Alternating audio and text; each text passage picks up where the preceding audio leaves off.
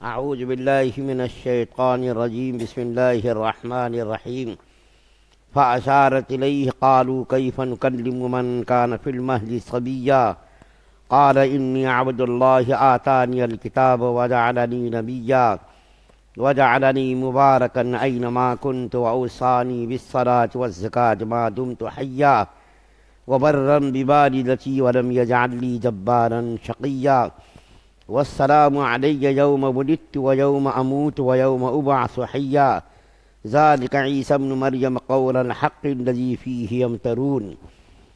اس پر مریم علیہ السلام نے اس بچے کی طرف اشارہ کیا۔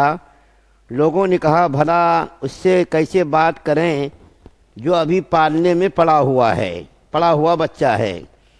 اس پر بچہ بول اٹھا کہ میں اللہ کا بندہ ہوں، اس نے مجھے کتاب دی ہے اور نبی بنایا ہے، اور جہاں بھی میں رہوں مجھے بابرکت بنایا ہے، اور جب تک زندہ رہوں مجھے نماز اور زکوٰۃ کا حکم دیا ہے، اور مجھے اپنی والدہ کا فرما بردار بنایا ہے، اور مجھے سرکش اور سنگ دل نہیں بنایا، اور اللہ تعالیٰ کی طرف سے سلامتی ہے مجھ پر اس دن بھی جب میں پیدا ہوا، اور اس دن بھی جس دن میں مروں گا، اور اس دن بھی جب میں دوبارہ زندہ کر کے اٹھایا جائے گا۔ یہ ہیں حضرت عیسیٰ ابن مریم۔ ان کی حقیقت کے بارے میں سچی بات یہ ہے جس میں لوگ جھگڑ رہے ہیں۔ سورہ مریم کی آیت نمبر 29 سے لے کر 34 نمبر کی آیات کل بھی تلاوت کی گئی تھی، آج دوبارہ تلاوت کی گئی ہے۔ کل آپ کے سامنے ذکر کیا گیا تھا کہ حضرت مریم علیہ السلام جب بچے کو لے کر قوم کے پاس آئی تو قوم نے حیرانی اور تعجب کا اظہار کرتے ہوئے کہا کہ یہ بچہ تمہارے پاس کہاں سے آیا؟ تمہارا تو نکاح نہیں ہوا، اور تمہارے باپ بھی نیک تھے، تمہاری ماں بھی عابدہ زاہدہ تھی، اور تمہارے بھائی جو حضرت ہارون علیہ السلام ہے وہ بھی اچھا نیک آدمی تھا، پھر تمہارے خاندان میں سب اتنے اچھے اچھے لوگ تھے، پھر یہ بچہ تمہارے پاس کہاں سے آیا؟ لوگوں نے بدکاری کا الزام لگایا، حضرت مریم علیہ السلام کے اوپر بدکاری کا الزام لگایا۔ تو حضرت مریم علیہ السلام نے بحکم خدا بندی بچے کی طرف اشارہ کیا، فاشارت الیہ، بچے کی طرف اشارہ کیا۔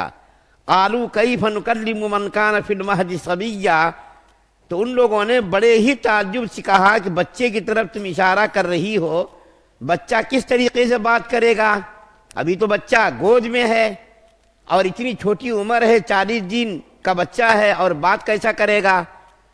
جیسے ہی ان لوگوں نے یہ کہا کہ یہ بچہ بات کس طرح کر سکتا ہے، اتنا چھوٹا بچہ ہے، بس فوراً حضرت عیسیٰ علیہ السلام نے بات کرنا شروع کر دیا، اور بات کرتے ہوئے سب سے پہلے اپنی بندگی کا اظہار کیا۔ کیا کہا؟ قال انی عبد اللہ، میں اللہ کا بندہ ہوں، میں عابد ہوں، معبود نہیں ہوں، میں اللہ کا بندہ ہوں، اللہ کی اولاد نہیں ہوں، جیسا کہ عیسائیوں کا عقیدہ ہے۔ اور عیسائیوں نے یہ کہا کہ حضرت عیسیٰ علیہ السلام بغیر باپ کے پیدا ہوئے، نعوذ باللہ، تو اللہ تعالیٰ باپ ہے۔ اور حضرت مریم علیہ السلام کو کم بختوں نے خدا کی بیوی قرار دے دیا۔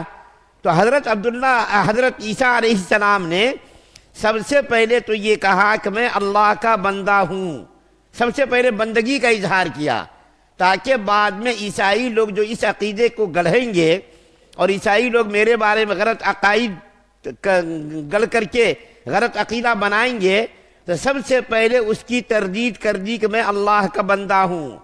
آتانی الکتاب وجعلنی نبیا، اللہ تعالیٰ نے مجھ کو کتاب دی ہے، اللہ تعالیٰ نے مجھ کو نبی بنایا ہے، اللہ تعالیٰ نے میرے اوپر کتاب نازل کریں گے۔ اس کا مطلب کیا ہے؟ اللہ نے مجھ کو کتاب دی ہے، آگے چل کر کے یقینی طور پر مجھ کو اللہ تعالیٰ کتاب دینے والے ہیں، انجیل۔ آپ کے سامنے یہ بات عرض کر چکا ہوں کہ آسمانی 4 کتابیں ہیں، تورات، انجیل، زبور، قرآن پاک۔ تورات تو حضرت موسیٰ علیہ السلام پر نازل ہوئی، اور زبور حضرت داؤد علیہ السلام پر نازل ہوئی، اور انجیل حضرت عیسیٰ علیہ السلام پر نازل ہوئی، اور قرآن پاک آخر الزمان نبی کریم صلی اللہ علیہ وسلم کے اوپر نازل ہوا۔ تو حضرت عیسیٰ علیہ السلام کہہ رہے ہیں کہ مجھ کو اللہ تعالیٰ نے کتاب دی۔ اس کا کیا مطلب ہے؟ شاید اور اللہ تعالیٰ نے مجھ کو نبی بنایا، تو اللہ تعالیٰ نے ابھی تو نبی نہیں بنایا اور نہ تو ابھی کتاب دی ہے، اور حضرت عیسیٰ علیہ السلام کہہ رہے ہیں کہ اللہ تعالیٰ نے مجھ کو کتاب بھی دی ہے اور مجھ کو نبی بھی بنایا۔ تو اس کا کیا مطلب؟ مطلب اس کا یہ ہے کہ آگے چل کر یقینی طور پر مجھ کو اللہ تعالیٰ نبی بنانے والے ہیں، اور اللہ تعالیٰ یقینی طور پر مجھ کو کتاب دینے والے ہیں۔ اللہ تعالیٰ دینے والے ہیں، بطور پیشن گوئی کے حضرت عیسیٰ علیہ السلام فرما رہے ہیں کہ اللہ نے مجھ کو کتاب بھی دی ہے اور اللہ تعالیٰ نے مجھ کو نبی بھی بنایا، مطلب نبی بنانے والے ہیں، اس میں کوئی شک و شبہ نہیں ہے، اور کتاب بھی مجھ کو دینے والے ہیں، اس میں بھی کوئی شک و شبہ نہیں ہے۔ اور حضرت عیسیٰ علیہ السلام کیا فرما رہے ہیں کہ میں اللہ کا بندہ ہوں، اس نے مجھے کتاب دی ہے اور نبی بنایا ہے، اور جہاں بھی میں رہوں مجھے بابرکت بنایا ہے، اور جب تک زندہ رہوں مجھے نماز کا اللہ تعالیٰ نے حکم دیا ہے اور زکوٰۃ کا بھی اللہ تعالیٰ نے حکم دیا ہے۔ تو دیکھیے یہ نماز اور زکوٰۃ یہ دو امر ایسے ہیں کہ حضرت آدم علیہ السلام سے لے کر نبی کریم صلی اللہ علیہ وسلم تک جتنے بھی پیغمبر آئے، جتنے بھی نبی آئے، جتنی بھی شریعتیں اتری، جتنی بھی کتابیں اتری، تمام شریعتوں میں نماز کا اور زکوٰۃ کا حکم اللہ تعالیٰ نے دیا ہے۔ کوئی شریعت ایسی نہیں ہے جو نماز سے اور زکوٰۃ سے خالی ہو۔ شاید کسی کے ذہن و دماغ میں یہ خیال آئے کہ حضرت عیسیٰ علیہ السلام تو دنیا سے بالکل بے پرواہ تھے، دنیا سے ان کو تعلق نہیں تھا، ان کے بعد دولت کہاں سے آئی؟ جب دولت نہیں تو زکوٰۃ کہاں سے اس کے اوپر فرض ہوگی؟ تو دیکھیے زکوٰۃ کا فرض ہونا ایک الگ چیز ہے، مال کا ہونا ایک الگ چیز ہے۔ اللہ تعالیٰ نے قانون اور ضابطہ بنا دیا کہ حضرت عیسیٰ علیہ السلام کی شریعت میں زکوٰۃ کا اور نماز کا حکم دیا۔ اگر زکوٰۃ فرض ہوئی تو زکوٰۃ دو، نہیں فرض ہوئی تو مت دو زکوٰۃ۔ نماز تو بہر صورت ادا کرنا ہے، لیکن زکوٰۃ اگر آپ کے پاس مال آیا، دولت آئی، تو اگر مال و دولت ہے تو آپ کے اوپر زکوٰۃ فرض ہے، اور اگر مال و دولت نہیں ہے تو پھر آپ کے اوپر زکوٰۃ بھی فرض نہیں ہے۔ جیسا کہ اسلام میں بھی 5 ارکان میں سے ایک رکن زکوٰۃ بھی ہے۔ تو نبی کریم صلی اللہ علیہ وسلم کے پاس تو کبھی مال ہی نہیں آیا، جب مال نہیں آیا تو ہمارے نبی پر زکوٰۃ بھی فرض نہیں ہوئی، لیکن قانون اور ضابطہ اللہ تعالیٰ نے بنا دیا، اقیموا الصلاۃ وآتوا الزکاۃ، نماز قائم کرو اور زکوٰۃ کو ادا کرو۔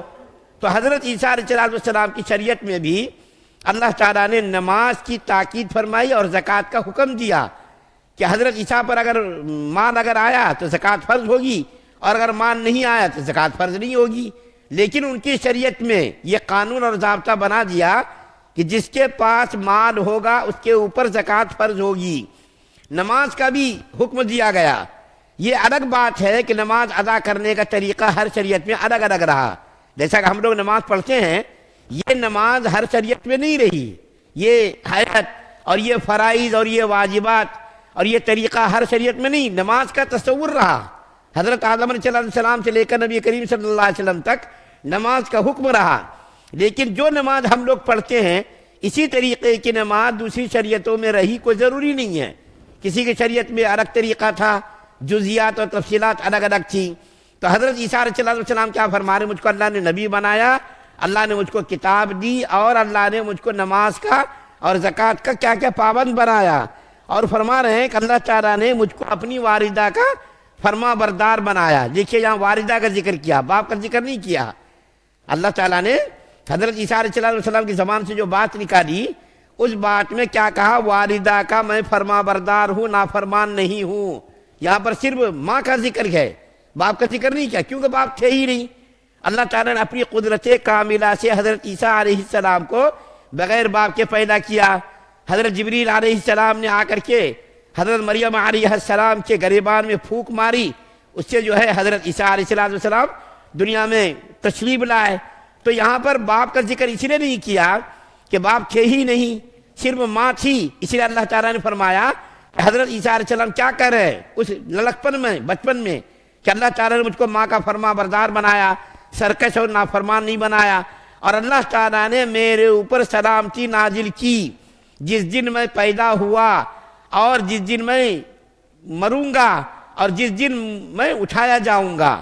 تو حضرت عیسیٰ علیہ السلام پیدائش کے دن کو بھی کہیں گے سلامتی میرے اوپر نازل فرمائی، اور جس دن میں مروں گا اس دن بھی اللہ تعالیٰ کی سلامتی میرے اوپر ہوگی، اور جب میں قیامت کے دن اٹھایا جاؤں گا اس دن بھی اللہ تعالیٰ میرے اوپر سلامتی نازل کریں گے۔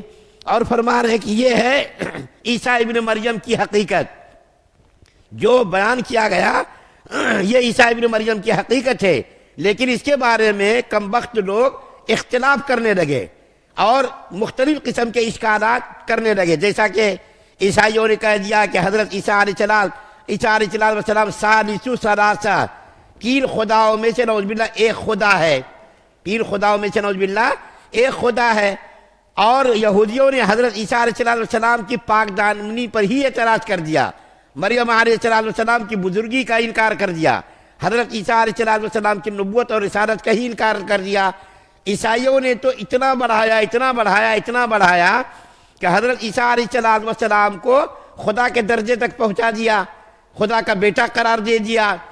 اور یہودیوں نے کم بختوں نے حضرت عیسیٰ علیہ السلام کی عزت کو داغدار کرنے کی کوشش کی، نبوت اور رسالت کا ہی انکار کر دیا، اور نعوذ باللہ ان کے اوپر پاک دامنی کے بجائے ان کے اوپر غلط الزام لگا دیا۔ تو اللہ تعالیٰ فرما رہے ہیں کہ کم بخت لوگ جو آپس میں اختلاف کر رہے ہیں کہ ایک نے تو اتنا بڑھایا خدا کے درجے تک پہنچا دیا، اور ایک نے اتنا گھٹایا کہ نبوت اور رسالت تک سے انکار کر دیا کہ حضرت عیسیٰ علیہ السلام نبی اور رسول نہیں۔ لیکن ایک بات مجھ کو ابھی یاد آئی، یہ یہود و نصارہ آپس میں بڑے ہی دشمن ہیں ہمیشہ سے۔ ہمیشہ عیسائیوں نے یہودیوں کو لاکھوں کی تعداد میں قتل کیا۔ ہٹلر کا قتل تو آپ کو معلوم ہے کہ اس نے لاکھوں یہودیوں کو قتل کیا۔ لیکن آج دیکھیے، یہ بات اگرچہ تفسیر سے متعلق نہیں ہے، صرف اس لیے بتا رہا ہوں کہ یہ لوگ دیکھیے اتنے کٹر دشمن، یہود و نصارہ اتنے کٹر دشمن کہ حضرت عیسیٰ علیہ السلام کو سولی پر لٹکانے کی کوشش کی، قتل کرنے کی سازش کی، لیکن اللہ تعالیٰ نے اپنی قدرت کاملہ سے حضرت عیسیٰ علیہ السلام کو بچا لیا اور آسمان پر اٹھا لیا۔ لیکن آج دیکھیے یہود و نصارہ آپس میں شیر و شکر بنے ہوئے ہیں، یار غار بنے ہوئے، دوست بنے ہوئے ہیں۔ ہر معاملے میں مسلمانوں کو مٹانے کے لیے، مسلمانوں کو ذلیل کرنے کے لیے، مسلمانوں کو ختم کرنے کے لیے، مسلمانوں کو بدنام کرنے کے لیے یہود و نصارہ دونوں آپس میں ملے ہوئے ہیں۔ آج کہیں بھی دیکھیے یہ دونوں آپس میں مل کر کے کام کر رہے ہیں۔ لیکن افسوس کی بات یہ ہے کہ مسلمان جس کا قرآن ایک، خدا ایک، کعبہ ایک، شریعت ایک، محمد صلی اللہ علیہ وسلم ایک، مسلمان آپس میں مختلف ہیں، مسلمان آپس میں دست و گریباں ہیں، مسلمان آپس میں متحد اور متفق ہونے کے لیے تیار نہیں ہیں۔ یہ دشمن لوگ تو آپس میں مل گئے آج اور مسلمانوں کو مٹانے کے در پہ ہیں۔ لیکن مسلمان جس کو مل کر کے رہنا تھا اور اپنے دشمنوں کا مقابلہ کرنا تھا، لیکن مسلمان ہر مسجد میں، ہر گاؤں میں، ہر محلے میں، ہر گھر میں آپس میں لڑے ہوئے ہیں، ملے ہوئے نہیں ہیں۔ مسلک کے نام پر، عقیدے کے نام پر، ہر چھوٹی چھوٹی چیزوں پر مسلمان لڑ رہے ہیں۔ یہ بات جو میں نے آخر میں کہی اگرچہ تفسیر سے متعلق نہیں ہے، لیکن چونکہ میرے دل کے جذبات تھے کہ مسلمانوں کو مل کر کے رہنا تھا، متفق اور متحد رہ کر کے کام کرنا تھا، لیکن آج ہر معاملے میں، نماز میں، روزے میں، ہر چیز میں مسلمان مختلف ہیں اور مسلمان آپس میں دست و گریباں ہیں اور مسلمان ساری دنیا میں ذلیل و رسوا ہو رہے ہیں۔ اللہ تعالیٰ سے دعا ہے اللہ ہم سب کو سننے زیادہ عمل کی توفیق عطا فرمائے۔ سبحان اللہ و بحمدہ، سبحانک اللہم و بحمدک، ونشہد ان لا الہ الا